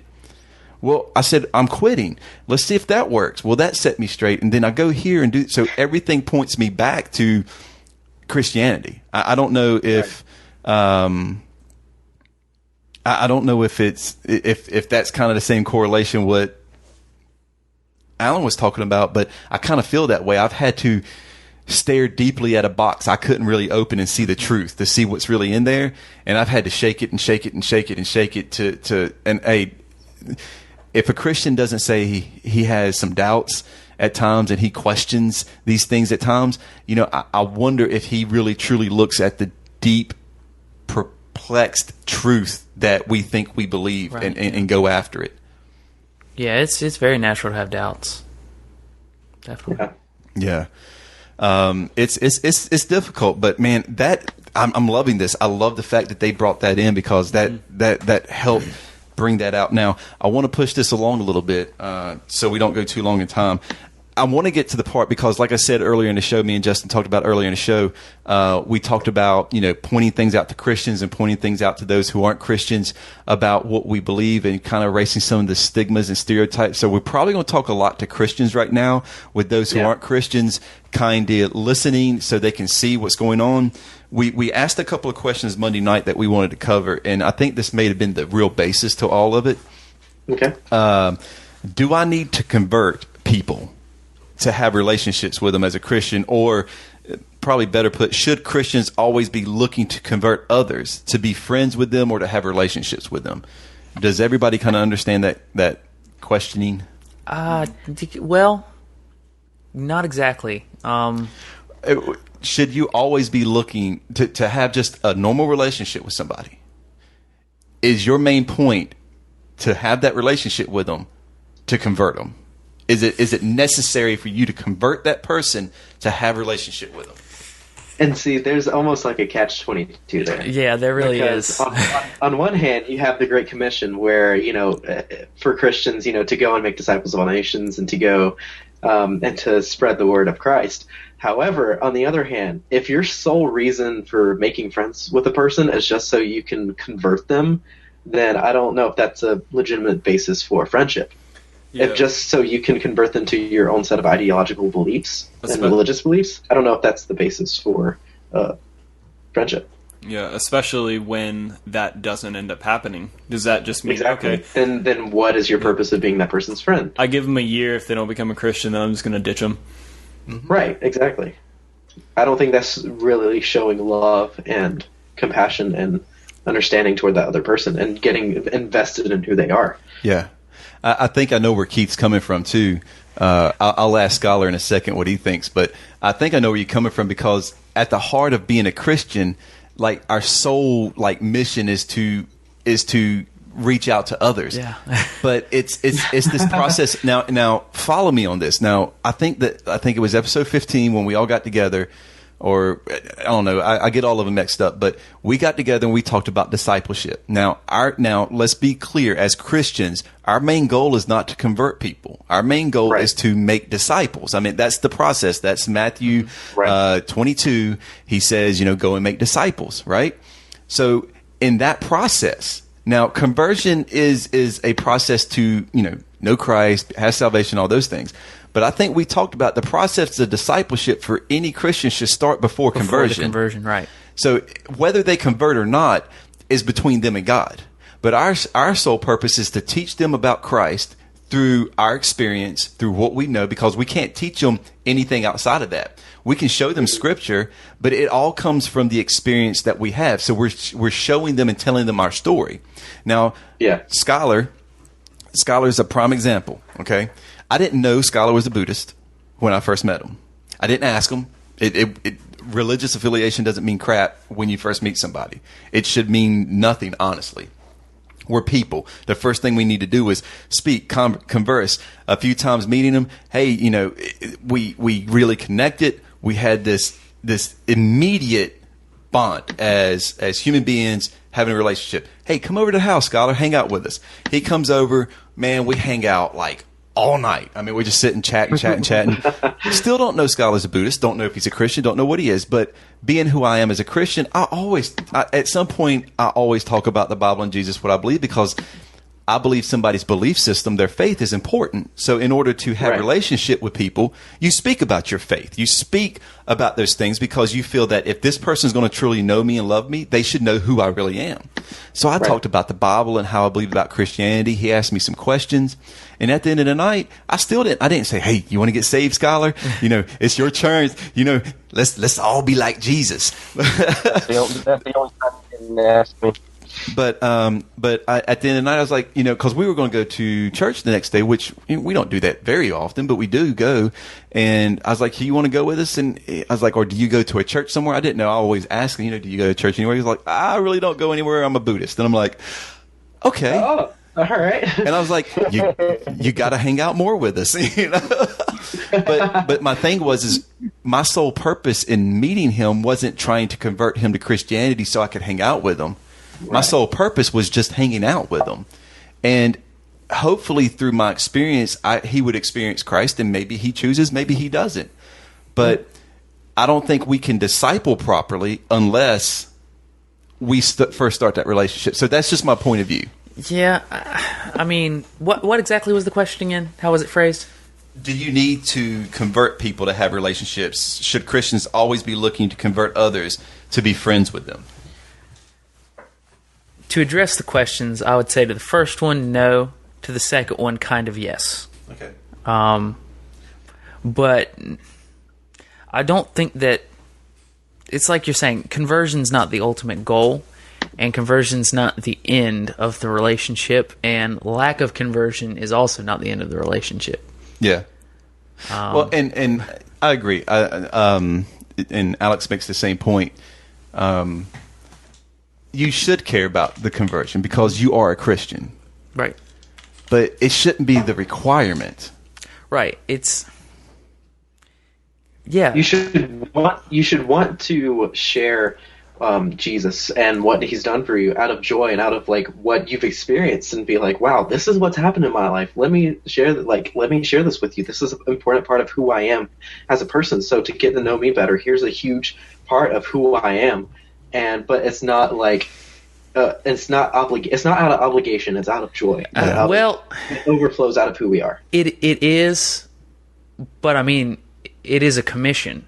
It is a commandment. I mean, It's not necessarily out of obligation, but there is a certain sense of obligation to it. Well, if we're being honest, I think. But what? All right, think about what it says. Okay, you got to go, right? So that's one aspect. You got to teach, right? And then baptize. That's what it says in the Bible, right? So there's an order. There's a specific order. So anybody who's studied in theology knows that list means something in the Bible the way they write it. So first we got to go. So that's going. So and then we teach them. And we're teaching. Now baptism only comes through conversion. You have to be converted to baptize. Now, as a Christian, we're already on that. We're committed to that mission that we've been commissioned to. I mean, yeah. So it's not like my thing is, and I know where you're at on it. I'm just trying to make the point to everybody that if you don't have the happy ever after ending of them converting, you say that you can't be friends with them. I understand that we want the goal to see them to know Jesus, but that's because that's the love we have, that we have faith in on Jesus. I just feel like we get to that point where it's like, but if I don't do this, then I'm not really living up to the commission that he gave me. So can I really be their friends? It's just that double-edged sword that I think we play on. Oh, you go ahead. You were going to say something. Yeah, I would also. The first thing that I kind of thought about when you were saying that was that the Great Commission doesn't say, go and make disciples of every single person that you ever meet. Like, I was just kind of thinking that... That's a good point. I feel like there's some relationships that I'll have, such as I go to the grocery store and I see someone I check out of the register, and the person behind the register is nice to me. So I kind of start becoming I'm friendly with them, but I'm not going to be like, okay, so I'm going to be friendly with them for the sake of making them a Christian. But I would like to, I would also say that it's an important goal or an important part of me that whenever I do, whenever I have communication with someone or whenever I'm hanging out with them, that I am, I guess, reflecting Christ. And that is an important part of it. But I don't think that you necessarily have to focus on, okay, so I'm meeting this person, so I'm going to intentionally be their friend for the sake of the Great Commission. But as I'm friends with them, the Great Commission starts to come into play later. Yeah. I'll just add this, because we're going to run long, but make sure we get some final points from everybody on this. I'll just add this. My best friend, 20 plus years, who I would consider not close. Not Darth Vader, his friend who gave him the shirt. The friend who gave me the shirt, just so everybody knows. But he wasn't a Christian. His dad's pastor, sort of. He's been around me as long as I have been a Christian. He knew when I got saved. He was around. We hunt together, fish together, everything together. Literally, sit on the couch, watch plenty of Duke basketball games. Love it. Go to Duke football games together. Love it. But you're the only two people there. No, but but we've always had that great camaraderie between each other. Whenever he asked me a question, and I felt like it was a chance for me to impart my spiritual wisdom that I had from Christianity, I would say it, but I wouldn't pressure him. And I was like, from my point of view, the way I see it, this is how I see it, and always presented it to him. Never was my end goal to say, man, you got to be saved. Just come. If you don't get saved, we can't hang out no longer. Right. And I don't think that's biblical. Yeah, and then but he did eventually. He did get saved, but it wasn't because I may had some role to play in it where I was around him and tried to be who I was supposed to be, but it wasn't me. It was just, I was just living my life as a Christian that, like I think Miles said, the Great Commission became a part of that. It played out in that. It wasn't my end goal with this premeditated thought that if I don't convert to him, then I can't be around him because it's going to ruin me as a Christian. So right. Do you think, though, that as a Christian there is a point where you should be intentional in presenting the gospel? I think you can present the gospel to anyone. Once, twice, 3 times. I mean, I kind of presented to Scholar like that night, about who Jesus is and this, that, and the other about salvation and all those things. But if he doesn't accept it, right? I don't think you do. I don't think that's biblical to say that you should terminate friendship. Well, not only that, but I do think it's biblical that you should. Oh no, and I agree with you that as a Christian we do that, but it shouldn't be your goal every time you're around them. It shouldn't be the first goal. It should be. I mean, there should be a point where you do it that's natural.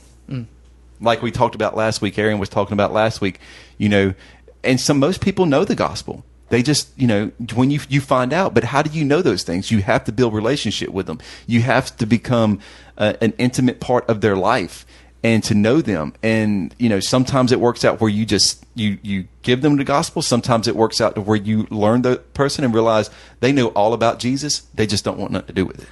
And also with that, there's a bunch of different. I mean, you say what is the gospel, and I don't read very many books, but at the internship, my pastor required me to read this book before I came on the internship, and it was What is the Gospel? And I came into that thinking, oh, that's going to be a very simple question. It's just like this, and this. And he was like, well, this is what you probably think the gospel is, and here's what 50 other people think the gospel is, and they're all completely different examples. And so you said, do you show people the gospel at a certain stage? Mm-hmm. And what is that saying? Is that saying, oh, Jesus died for your sins, or is that just saying Jesus loves you, or is that just saying like? Well, that's in that.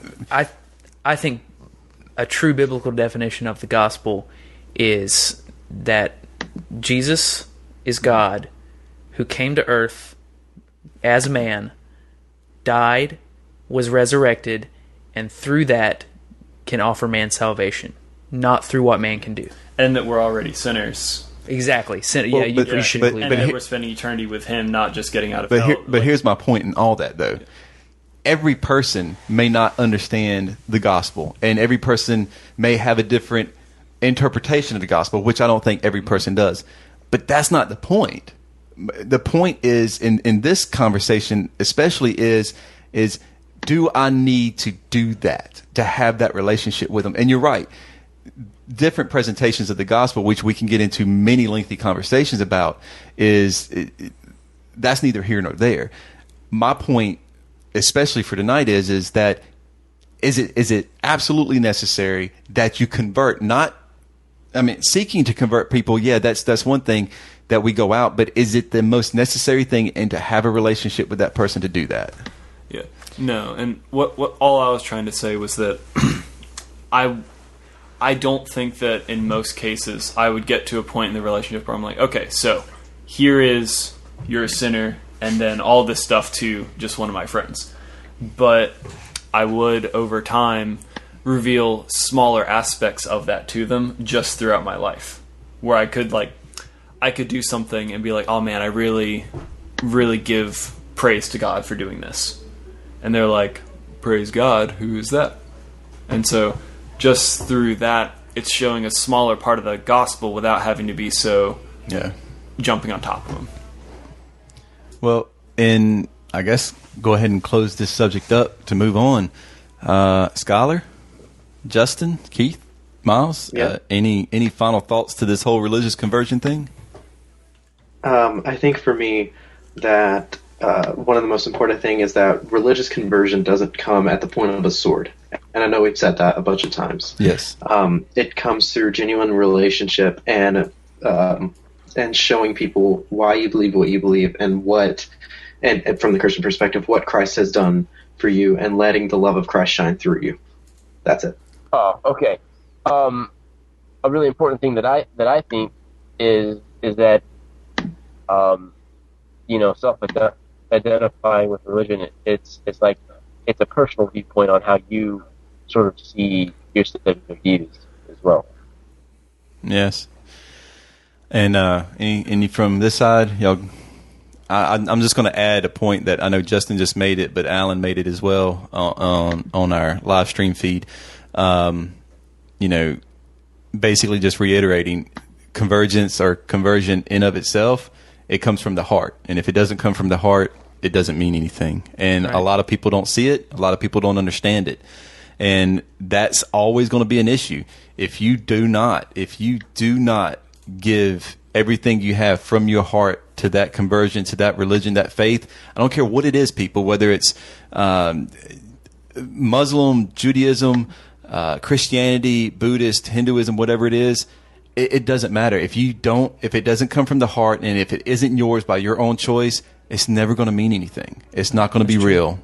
So I hope somebody learns something from that. We'll be right back in a moment because we're definitely running long tonight. Sweet victory, 'cause I got sweet victory, yeah. You see me living, I know you see me living. You can't tell on these CDs, but bro, I'm knee deep in it. I'm waiting in my weakness, he may be deep in it. I be lying through my teeth to say I don't resent it. Even as I write these lines, I'm close to tears. My body ain't been working right for 7 years. Miss me with that, keep your chin up, try to smile. Bro, I'm 26, I should feel better by a mile. Keep all your anecdotes and cute quotes. I'll pass on cliches for true hopes. I feel thorns where my crown was. I'll be weak, but I'm alive from the dust until dawn, yeah. I'll survive, 'cause I got sweet victory. Nobody can take it from me. Sweet victory, 'cause I got sweet victory, yeah. Toast to the king, cheers to the city, feeling good, we gon' make it to the finish, yeah. I don't care what you say. I love that track, dude. If you haven't heard it, man, it's Trip Lee, and it's Sweet Victory, and I don't care if you're a Christian or not, dude, that track is ballin'. There's a line in it. It says, it's like, I see your crowns. And he goes, but I see your crosses. I was like, oh, it just the vibe of, where everybody thinks because you're a Christian, or this fact, like you're supposed to be up here on this high cloud. But he's like, man, I'm hurting. I should be different. I should be better. I shouldn't have all these pains, but yet I do. And this is real. This is what real life's like. It's not some mystical fairy tale that a lot of Christians try to portray. It's real life. You're going to hurt. You're going to hurt painfully. You're going to hurt, physically or emotionally, and these things are real in life. And just because you get Jesus doesn't mean everything gets better and everything's woohoo. This is still real life. So I love that track, and I was like, man, what do I want to play for the second time around? I was like, that works. But man, great conversation earlier, guys. I'm just, but when it gets down to brass tacks. And you feel like you're dying out a little bit, and you want things to go a little bit better, and you feel a little lonely. Oh gosh, here it comes. It comes that time when you got to. Oh yeah, it's time to get juicy with Justin's Juicy Bits.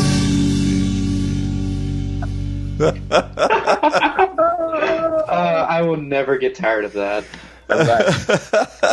Thank you so much for that. Anytime, sir. Yeah, Scholar, that was excellent. But all right, Justin, I got to get you going though. But before you get the first juicy bit, you're not right. Bueller. Bueller. All right, moving on. I was thinking about that, and I was going to call you out on it at the end of the podcast for forgetting it. All right, Justin, what you got? Yeah. So it's going to be hard to outdo last week. So if you haven't listened to last week, if nothing else, listen to the very end of it because I think we break Keith. Yeah. You wrecked me. And it was so great. But so this one, I'm going to go pretty fast because I know we're going over time. And so I sent the link to you this one. And this one was just, I just thought it was really cool, just because of what I grew up, and I'm a 90s kid. So I grew up with Pokemon. And so if anyone else is listening, there's apparently Etsy, which, they're basically like the very, very artsy sort of website that have a lot of like designs and a lot of like different really cool stuff. So there's an Etsy shop that has crystal Pokeballs. Oh, yeah, I saw it.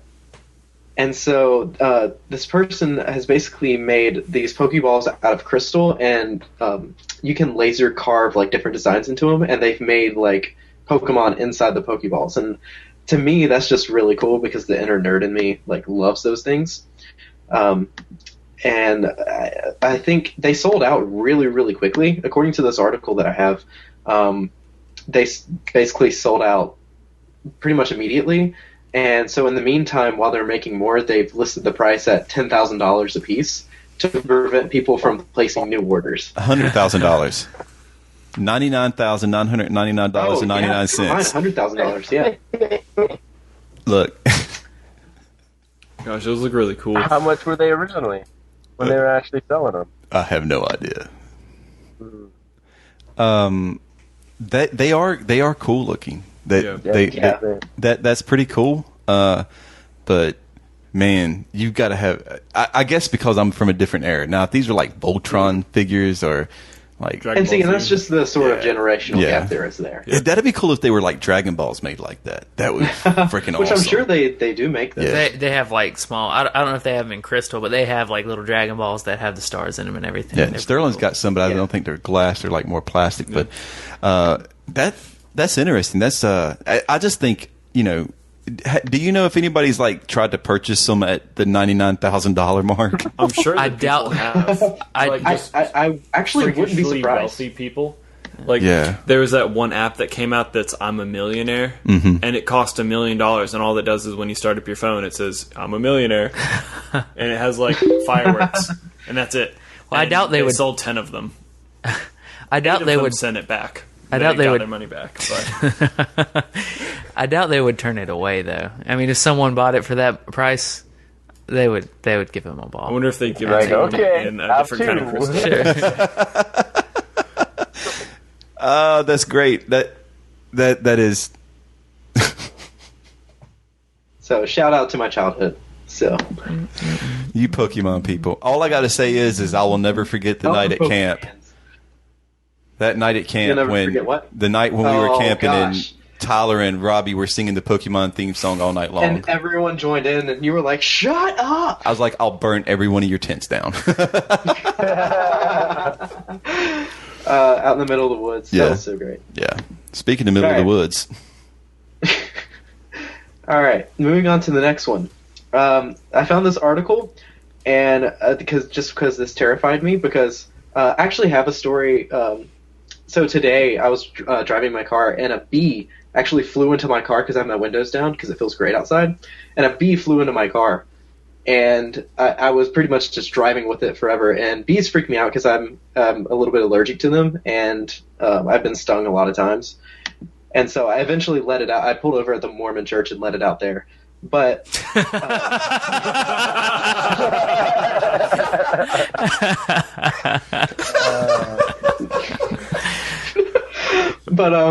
so this news article really spoke to me today. So, according to this article, a man wears a suit made of 1.1 million bees in order to set a world record. Yeah, I saw this. And that's 240 pounds of bees.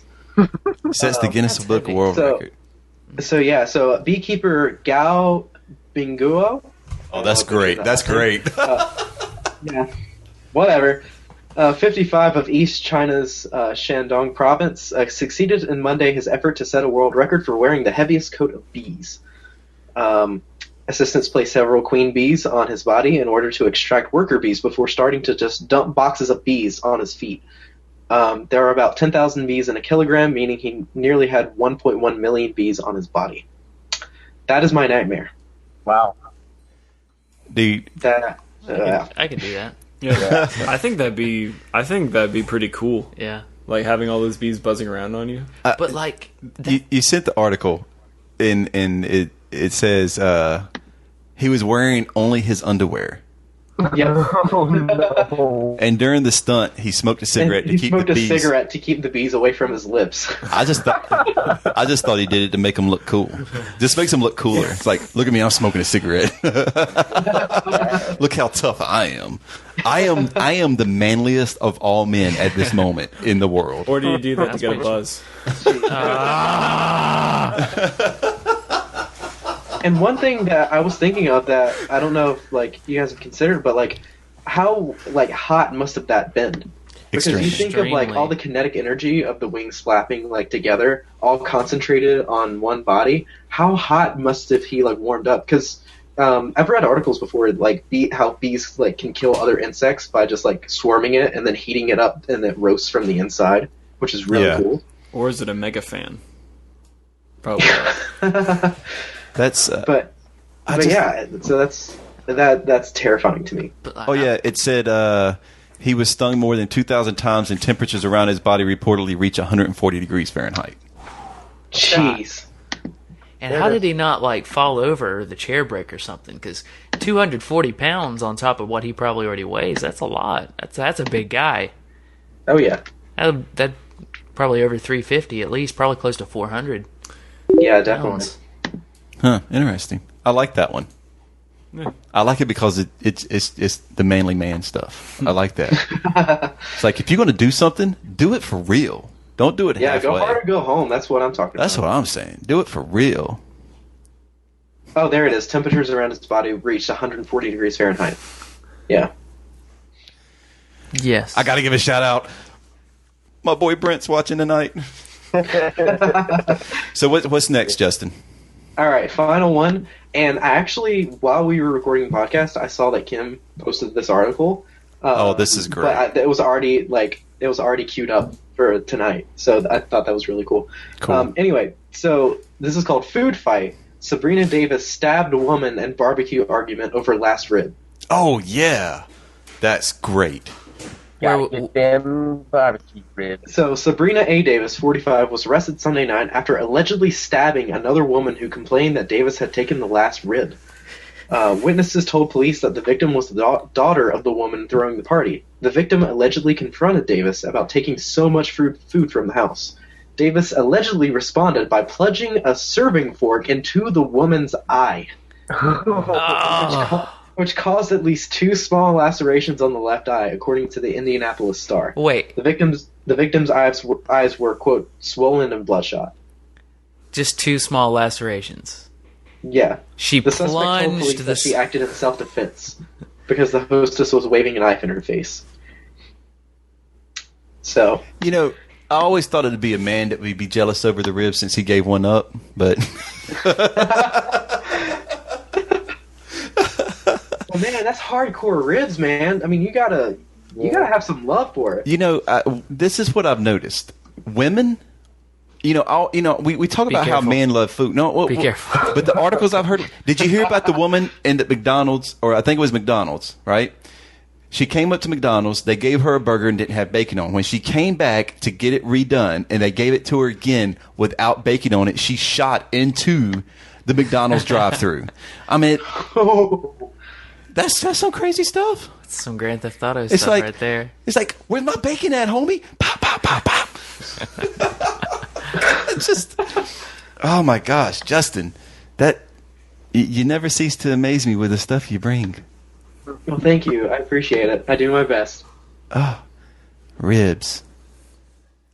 I get stabbed All over right. ribs. Yeah, so that's intense barbecue. I thought we were serious about barbecue here in North Carolina. Nah, bro. That's not barbecue. Those are ribs. There's a difference. Okay, that's That's true. Well, Justin, thank you for the all juicy right. bits. That's all I got. Thank you. Well, I guess in saying all that, man, we appreciate everybody sitting with us for a couple hours. This podcast is a little bit longer than normal. Oh, yeah. We had a lot of discussion tonight about some good topics. what we're going to ask you to do is, if you listen to us live or watch this live, hey, go over to the website, share your story if you want. I mean, we would love to know your story. Hit us up on Facebook, catch us on Twitter, leave us something, chat with us, do whatever you want. Go over to the website. We're getting ready to redesign it this weekend, so bear with us. But go over to the podcast page and leave a comment on the podcast, what you think about once it comes out Monday. And if you're listening to us on the podcast, the audio side, hey, interact with us. Give us a comment. Go to iTunes, leave us a rating and review. That would be like the greatest. I mean, you want to give us like an early birthday present, go over to iTunes, rate us. 5 stars only, people. But really, rating on iTunes, that's one of the ways that this podcast can get out and that we can start to rise and get, like, I was going to say recognition, but that's not the word I'm looking for. Yeah. Like, it's the start to get the word out about the podcast. Yeah. Get people listening and stuff like that. And we appreciate all you guys have done for us so far. Absolutely. And saying all that, Justin, it's awesome. We'll see you this weekend. Skylar, dude, I know it went around you a lot tonight, but dude, I miss you terribly. I wish you would come back. I miss you guys too. I know, man. It's tough losing somebody that you just met. You know, and you just started to get to know. But it's all right. Like I said last week, he's not dead. No, he's not dead. Don't talk to him. He's not dead. He's I'm not still dead. alive. You can see me right now. Skylar's not dead. Saying all that, I'm Keith. I'm Justin. I'm Skylar. I'm Miles. I'm Keith. And we want to remind you that people are not projects. They're people just like you and me. So love them like you love yourself. And we'll see you next week. Thank you for listening to the Forgetting Walls podcast. If you're subscribing to us on iTunes, leave us a rating to help us spread the word about this podcast. Remember, the only way this works is if you share your story. So be sure to visit the website and leave us a comment at forgettingwalls.com, or find us on Twitter at forgettingwalls and facebook.com/forgettingwalls. Peace!